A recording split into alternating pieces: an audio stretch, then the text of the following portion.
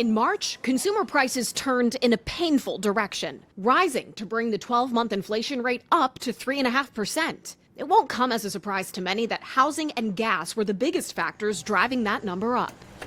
Housing expenses are the biggest component of the household budget, and those costs continue to go up. The last part of 2023, the inflation numbers improved a lot, but we had the tailwind of falling oil and gasoline prices. We don't have that now. At the grocery store, things are better than they were a year ago, but it might not feel like it. The food at home inflation rate is down, but actual prices on the shelves for many staples are not, like beef products, up more than 7.5%.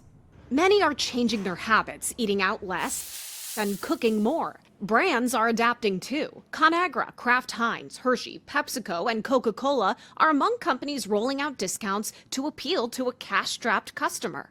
President Biden also trying to appeal to Americans frustrated with the economy. But his former chief of staff, Ron Klain, says his strategy is off. Politico reports it obtained audio of Klain saying the president is too focused on his long-term accomplishments like infrastructure projects. He's not running for Congress, said Klain. I think it's kind of a fool's errand. I think that it also doesn't get covered that much because, look, it's a expletive bridge. Like it's a bridge, and how interesting is the bridge? Klain later said he's proud of the president's achievements. The president is traveling the country, as is his cabinet and folks all across the administration, to illustrate the kinds of real change that's happening in communities. A change many are eager to see is the first in a series of interest rate cuts. Newly released notes from the Federal Reserve's latest meeting show Fed members remain concerned that elevated inflation continued to harm households. And recent data had not increased their confidence that inflation was moving sustainably down to 2%. In Washington, I'm Atrel Nashar reporting.